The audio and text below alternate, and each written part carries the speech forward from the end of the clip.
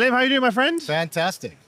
What, twice in 7 days. It's unbelievable. One You can't escape UK me. and now here. This is perfect. Yeah, how you been? Fantastic. I'm really excited about what I'm seeing here at Unleash. Lots of great innovation.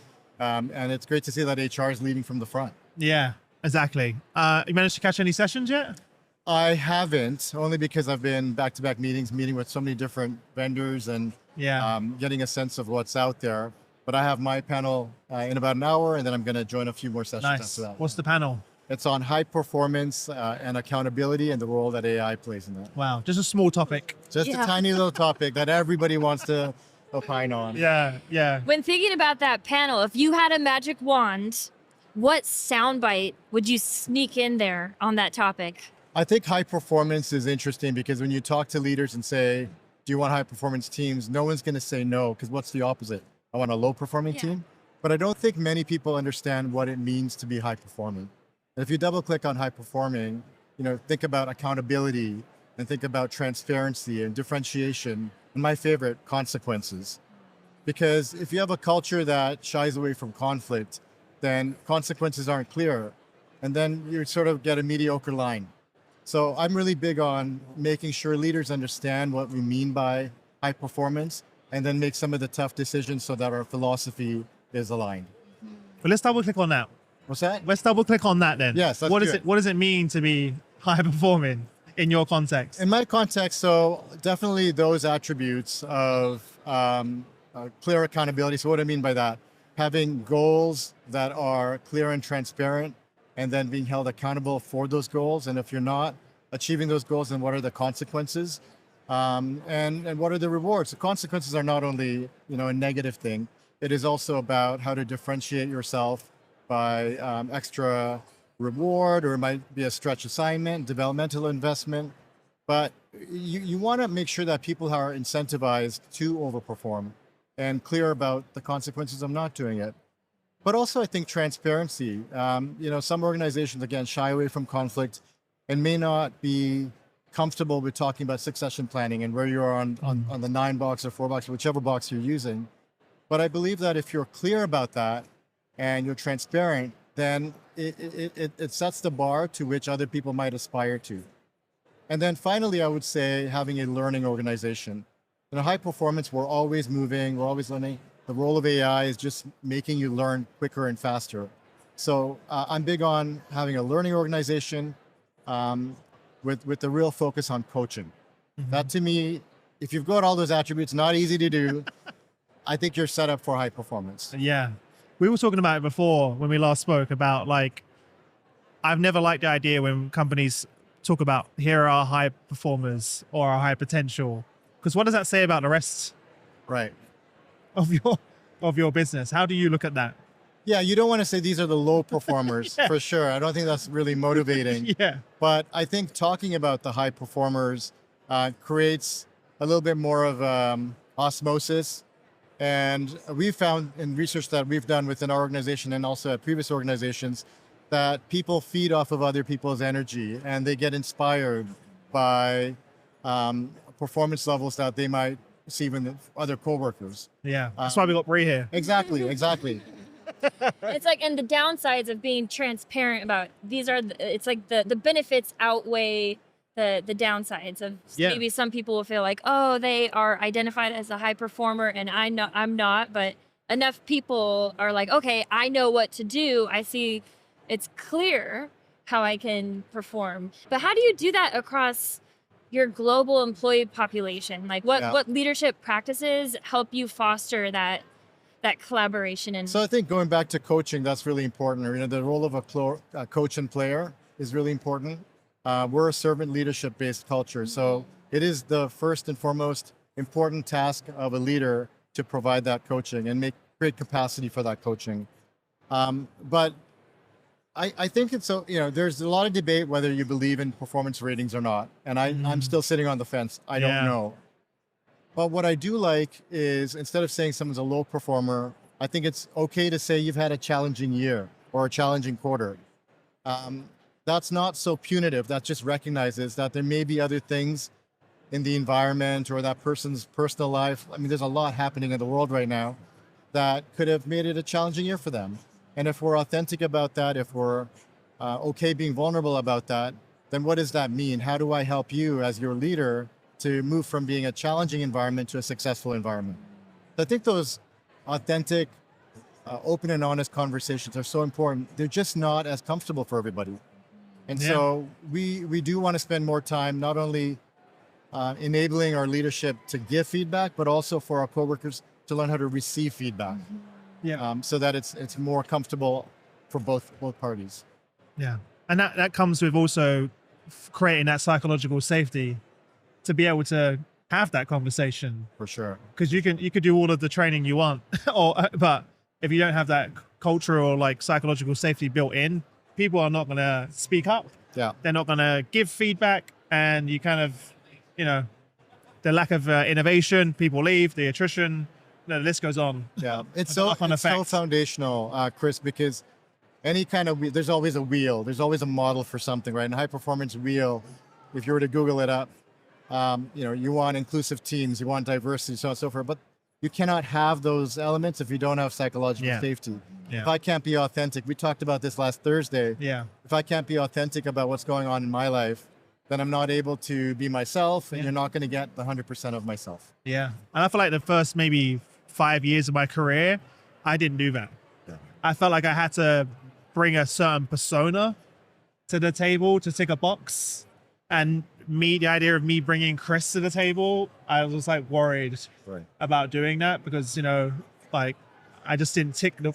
And the leaders above you weren't modeling that. No, behavior. like, they it was like... They gave him like a fake name and like, you with him on his accent. You are this. This is what we... Yeah, literally, like, this is what we want you to be, right? Like... Richard King. Yeah, it was crazy. It was like a sales environment, and they were like, you need to talk a certain way, say certain words, like, act... And I'm like, why did you hire me? Like, did you not hire me for me? Like, what, my diversity of thought, my perspective, my background, my experience is bringing something different. And it was like, they just want to, like, supply chain of just the same, But it is something easy to say and hard to do. Like, how do you encourage your leaders and your managers to model those behaviors of being authentic and self-disclosive when they're struggling? Like, how do you get them to action? I start with the business outcome. I don't know if Chris mentioned this, but I've left HR a couple of times to run businesses, and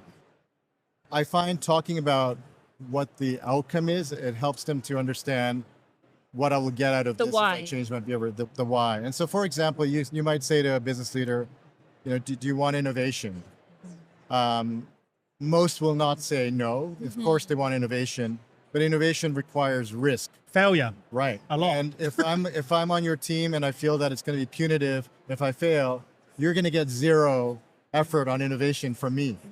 And if you're not willing to engage with my full self, the things that I might do in my private life or personal life, and where I sort of draw my sense of creativity from, is going to be limited. So you're not going to get the best of me. And I think for a business leader to understand that causal relationship is so powerful. And almost always they say, okay, I get what you mean. Now let's talk about how we can build a diverse team. I love that. Start with a why and work backwards. Exactly. It's so easy because otherwise you just kind of you have no clear view of what we're trying to achieve. What is the role in AI in this, in terms of how that affects your decision making? Yeah, I think so. I'm overly bullish on AI. I probably drive my team crazy. When I joined the company a year ago, we, after 3 months, wrote a vision statement for HR, and it starts off with, "We will be an AI-enabled, digitally led HR team." In the first 90 days. But my entire HR SLT did not agree with me. Interesting. And 11 months now. I like the fact, by the way, first and foremost, that you demonstrated that you created a psychological safety that they could disagree. Oh, totally. They did not shy away. But I was relentless, and I did not give up on that one point. So I said, let's do a hackathon. And so all 400 people in HR globally got 72 hours to do an AI hackathon for whatever they wanted. Wow. We got over 100 ideas. Wow. And I wasn't expecting the sort of silver bullet idea. We did get some of them, but I wasn't expecting them. What was more important was that we got experimentation, we got the psychological safety, we got new behavior and thinking, about the role AI can play in high performance teams. And it came from them. So it was going to be much more sustainable. They're bought in already. It's Exactly. them. It's not something pushed on them. Now the onus is on us to see how fast we can move to get that in play. So I do think it is about experimentation. It is about giving people capacity, and I don't like the word, but permission to fail. It's okay. We're like, create a blast radius. We're not going to, share price is not going to drop. Yeah, you did what we do with kids though. You gave them a sandbox. Yes. To play around and experiment and like, and that's in most companies, they don't have that sort of sandbox to play around in. What were some of the surprises that came out of that? You mentioned some of the things that came out, like the unexpected So typically, use cases. I would say 6-7 months ago, AI has been discussed more as an efficiency play. If you do this, you're going to need fewer headcount. But actually, I think the power of providing a consumer-grade experience to your broader employee base through AI is where the power is. And providing greater intelligence and capability for HR business partners to show up differently, that's where the power is. So I was really excited about one aspect. One of the ideas was, how do we reimagine performance management with AI in a way that takes natural events that happen throughout the week or interactions and combine them into a summarized evaluation, if you will, that a manager can work with to provide feedback. And that would draw sources from things like Teams. You could draw email. Teams. I mean, you could do. I personally find the email thing a bit creepy. I know. I don't want Big Brother there, but it might be project status updates. It might be sort of outcomes that are transparent. Okay. So it's sort of not going into my black book. That's the concern, right? Yeah, That it's people not are like a bit my TikTok For You page. It's not. It's not that. It's more, how have I shown up and what outcomes have I created? What have I contributed to the company that I could say this is sort of my impact. Yeah. Making that connection between the daily grind and the broader picture. It's so important. Yeah. I'm with you. I'm like, we're beyond efficiencies. Yes. It's now sort of unlocking.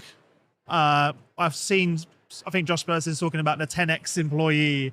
I won't call it the 10x employee, but just unlocking people to focus on and lean into their superpowers, spend time with their people, right? As opposed to admin as well, but also building a personalized experience in every aspect of the employee lifecycle. And there's honestly, like the possibilities are endless right now. They're so endless. And honestly, I don't think I can do my job as effectively as I think I'm doing right now without AI. Me too. I'll be that bold to say that. Another example for, if you take a complex business model, and if you're new to a company, you take their earnings, investor day content, and there's a lot of technical jargon in there that was really appealing to an investor community. But if you take it, and there's, I think it's called Notebook LLM, and you dump it in there, it will translate all that into layman's terms and explain it to me what I need to learn. Yeah. I think that's so powerful. Well, not only that, I've used that exact same tool, and it will turn it into a podcast, and it will actually create two fake hosts that are having a conversation around the earnings, and in a language that you can understand, and it's seamless. And you literally just throw it in. It's free. You throw it in, it turns it into a podcast. I'm on the way home listening to it. It's in any language. Right. In any language as well. Unbelievable. So you and I are just redundant at this point. Yeah. Don't say, we still need the host as a show, right? Before we let you go, what would be your parting advice for leaders that are early on this journey? Jump in. I mean, I don't think you're going to do anything that's going to draw down the share price if you're a public company. Go with the freedom within a frame, excite your people, experiment. And it doesn't have to be solving your biggest problem in the company. Engage your teams, find some of the quick wins, garner interest, and then go from there. Amazing. Thanks for coming on. Appreciate you. Thank you. Enjoy the rest of the conference, and we'll see you soon, all right? Sounds good. Doing such important work. Yes, thank you.